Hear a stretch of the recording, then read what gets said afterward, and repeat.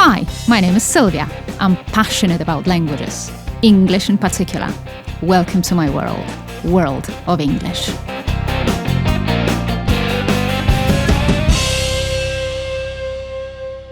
Hi, everybody. It is the World of English podcast. It is our 10th meeting, and it is our last meeting before the end of the year. Who would have thought? It is getting a little bit sentimental here, but of course I'm not going to be sentimental, although this time, Christmas and the end of the year, it is a very special time. First of all, it is that kind of time spent with the family, with the closest to your heart, with your friends, the people you love, the people you respect. But also it is this very special time because most people, including myself, look back at what has happened over the past year, what has changed, what we have achieved, what we have succeeded in, and what we have failed to do. So all sorts of things that are there in our minds. We are thinking about it. We are discussing it. We are delivering these speeches, so to say, right? Sometimes these speeches are delivered to the public, but most of us just deliver these speeches in our minds, thinking how much we have changed over the last year. And as I said, most people do it, and even the Queen, Queen Elizabeth II does it, and she did it this year. I listened to the Queen's speech that was broadcast during Christmas, and this year, what I particularly like, this year she even made a little joke, because the year has been very busy for the royal family, and she made a little joke about the weddings in the royal family. There were two of them, two weddings. There were two babies, and there is one expected. And what she said is that it keeps her grandma occupied. She is in her 90s, not a very young woman, have to say, but she is very, very well prepared to do what she does to represent the monarchy. And I think that her speech was a good one. She made a comment, again, a little joke about her own age, because she said that a long life, this is what people say, that a long life means wisdom. And she just commented and said that she would like to believe so. In her case, when she is, as I said, in her 90s, it would be nice to be so, right? That a long life brings wisdom. She also referred to relations between people, to being respectful, although there are differences, because there are differences, a lot of differences in the royal family and in the very British society itself. But what she referred to is that although there are those differences, we should respect each other, we should love each other, even though we don't have to agree with each other every single time. So this is the Queen. This is us. We all refer to what has happened in the last year. But the speech that I would like to discuss today with you, that kind of speech that was delivered at Christmas time on Christmas Eve, and the title of the speech is Let Me Be Frank, and it is a certain play on words, because you can be frank with yourself, or you can be frank with the people who are listening to you. But you can also be Frank Underwood. And if I say Frank Underwood, I'm sure you know who I'm talking about, because it is Kevin Spacey, who was playing, who was pretending to be Frank Underwood once again. And he delivered a short speech, a short presentation on the 24th of December. And this speech is something that I guess we shall discuss here, because it is a fantastic play, a play on words, and a fantastic play on emotions, and a fantastic play on facts, things that have happened or things that haven't happened, perhaps. And linguistically, when we think about it from the linguistic perspective, it is just a masterpiece. And this is exactly what I'm going to do here, right? So I'm going to discuss this recording, and you'll get a link to the YouTube to this YouTube recording under the podcast. You will easily find it, and I hope you'll listen to it, and perhaps just tell me what you think about it, whether you agree with me, whether you have enjoyed it as much as I have. Of course, I enjoyed it at different levels, and the subject is very difficult. Those of you who know Kevin Spacey, and those of you who watch House of Cards, and those of you who know Frank Underwood, they know what I'm talking about. Kevin Spacey has been accused of some very bad deeds, so to say, because he's been accused of molesting boys, of using his power in Hollywood, his power as an actor, and just making people behave in a certain way. Very difficult accusations. Of course, I'm not in no position to discuss it here because I have no knowledge, and I'm not going to say whether I believe that what he has been accused of is true or that is not true. I'm not going to do it here. It is absolutely beyond my knowledge and absolutely beyond my understanding here. But what I'm going to discuss here is his acting and the language used in this recording. Coming back to the accusations for a very little second, I guess that such scandals or such revelations are a common thing in Hollywood.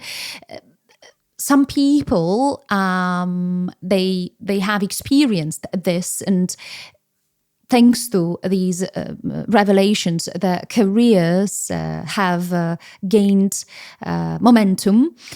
But for some people, such scandals, they were the last nail to their coffin. And because of such situations, they have disappeared from the Hollywood scene. We will see what is going to happen with Kevin Spacey. He is facing trial, and there will be judges who will decide and who will sentence him, or they will say that he is innocent. As I said, this podcast is not about him and personally and his deeds, because we'll leave it to the courts, to the law courts, and the law courts will decide. But the very recording, let's look at this very recording. It's very difficult, I have to tell you, very difficult for me to refer to Kevin Spacey, because the way that he's talking to us, to the viewers, he is certainly doing it the Frank Underwood way. So when we're looking at him, I mean, on the one hand, you're watching Kevin Spacey, but on the other hand, this is actually Frank Underwood. Frank Underwood, obviously, is this character from the series House of Cards. He is the President of the United States, so he is this most powerful person, most powerful man in the world, and he presents this job, he and his wife, both of them, in a very different perspective. I mean, what we know, or what we used to know, is that they are these great people, that they are very honest, that they are very truthful, trustworthy. They are these great leaders who lead the nation and make America a great country.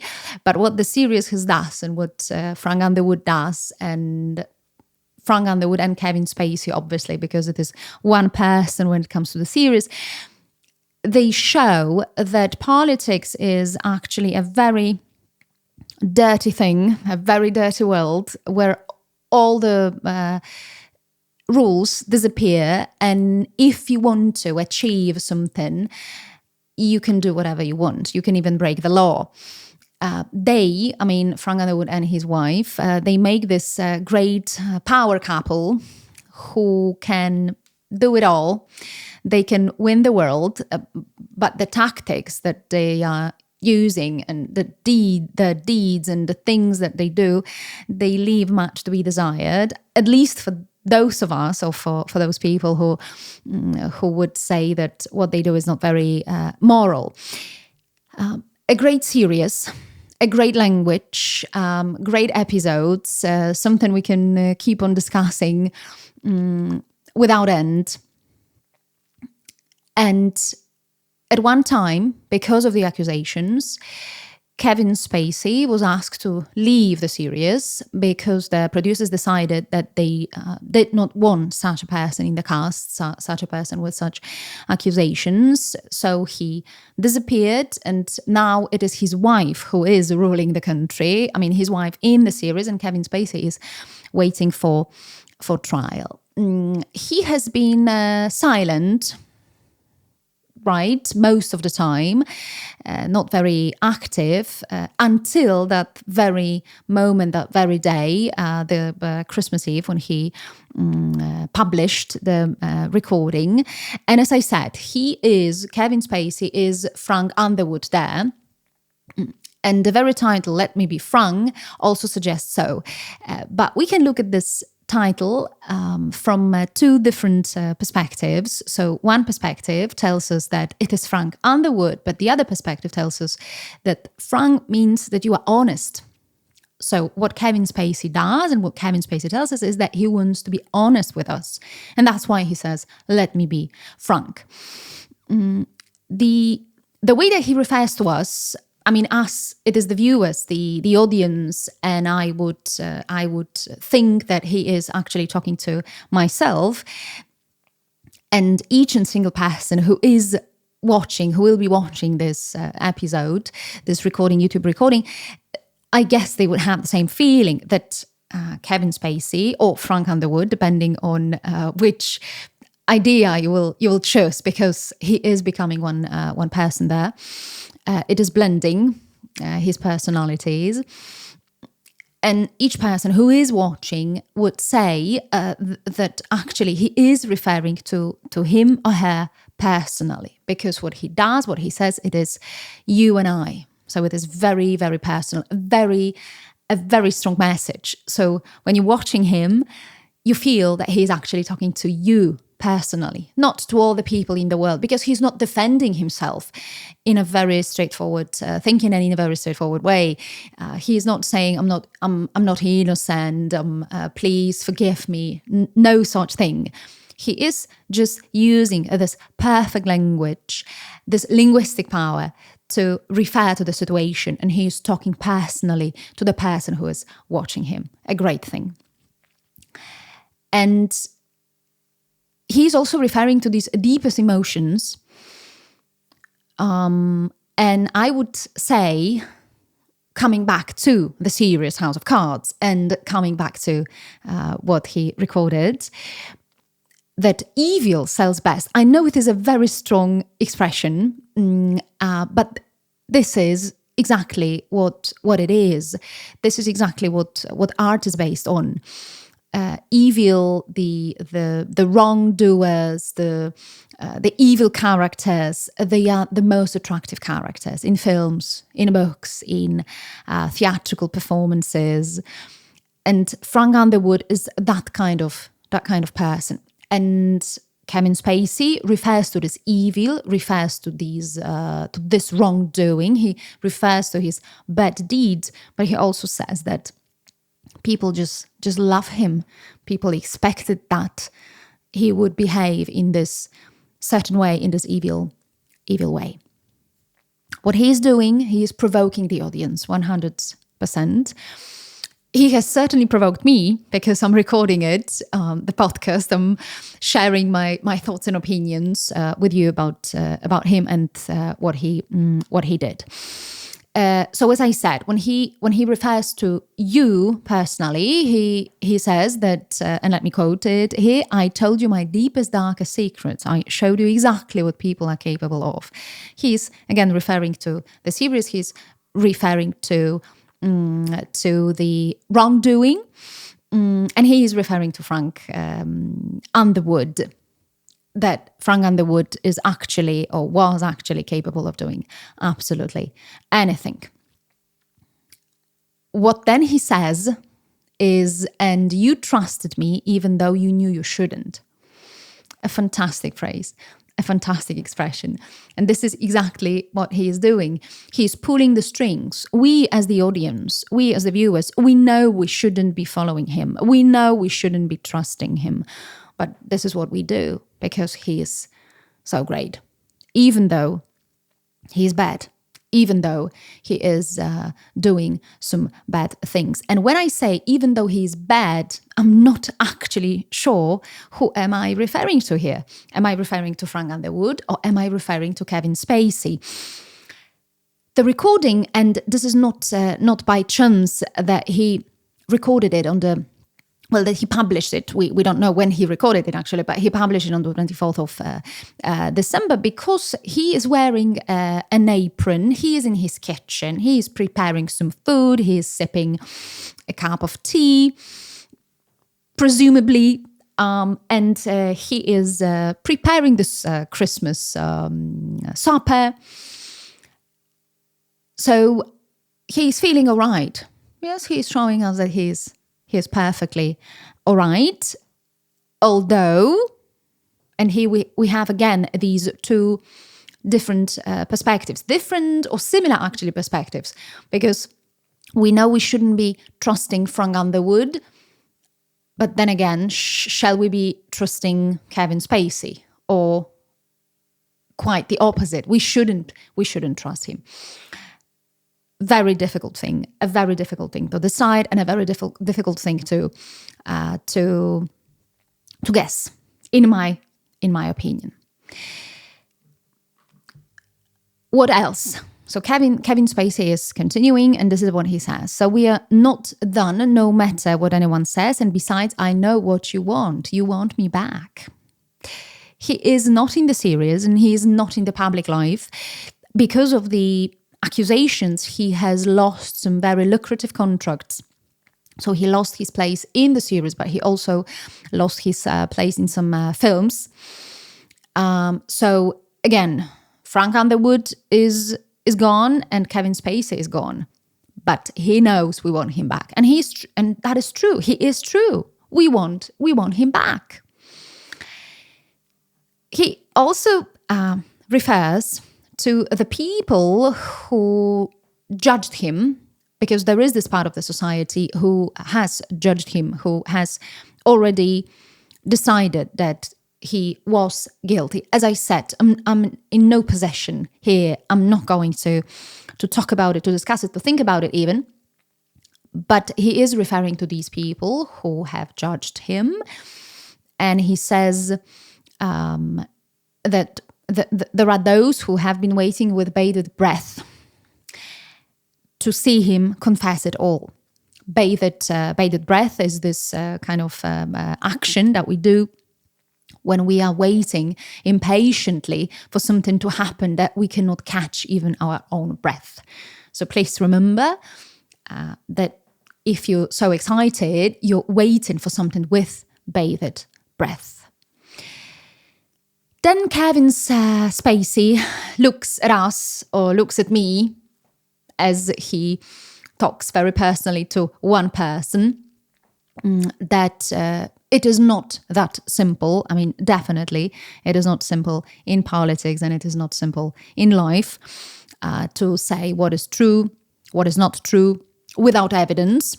This is the expression that he uses. And he also tells me, or tells us, when you're watching it, you will have the same kind of feeling that he believes that his viewers, that his audience is smarter than that. So smarter than other people who make a judgment without a trial, who make a judgment without evidence. So what he says, I believe you're smarter than that. So I believe you haven't judged me yet. The phrases that he uses there, or the constructions of the sentences, as I said at the very beginning, are very powerful. They are very strong. He uses this expression, send-off, a memorable send-off. A send-off is this farewell. A send-off is saying goodbye. So there's been a send-off. So people said goodbye to him, and he was gone. And then coming to an end of this recording, he says something like that. In life and art, nothing should be off the table. Off the table means out of the question. If something is off the table and out of the question, it means that it's not possible, that definitely there is no place for it. But what he says is that, in his opinion, in life and art, there should be place for everything. So he is telling us, he is informing us that he's not feeling guilty, actually, because anything and any action is possible, is acceptable, providing it is accepted generally. So this is how he feels about it. In life and art, nothing should be off the table. At the very end of this recording, he says that he is not going to pay the price for the things that he didn't do. So he's making this very strong statement. No, I'm not going to do it. Please stop. And then there is this fantastic quote that is just makes Kevin Spacey or Frank Underwood the person, the people that they are. And the quote goes like that. Oh, well, of course, you're gonna say I'm being disrespectful, not playing by the rules like I ever played by anyone's rules before. I never did, and you loved it. I never played by the rules. His presentation, this YouTube recording, is definitely a sign of not playing by the rules, because this is not something you do when you are accused of committing some crime and you're waiting for a trial. And this is not playing by the rules in absolutely no way. And this is who he is. This is Frank Underwood. This is Kevin Spacey. I'm not going to play by the rules. I'm going to stay the way I am. And you love it. And I guess that most people do. Most people do. They love this creation. He referred also to the public opinion. He uses the expression poppycock. Poppycock means like rubbish. Yes, so the things that are there, they are in the press, in the gutter press, tabloid press, but they are not true. They were just made up by some journalists. So despite all the rubbish, despite the animosity, despite the headlines, obviously the headlines in the newspapers, and despite the impeachment without a trial. And once again, we have a situation when the life of art and the real life, they blend, they become one. Because this is what happened to Frank Underwood. I mean, as the president, he stood impeachment. This is what happens in real life when there is this president who commits some crimes, who is accused of some bad deeds. There is impeachment for him. And Kevin Spacey also says that he has been impeached without a trial. So once again, he's stating it very, very clearly. You need evidence. You need to prove, you need to show that I'm guilty, and you can't prove it as yet. He finishes the recording with a very powerful statement. I feel surprisingly good.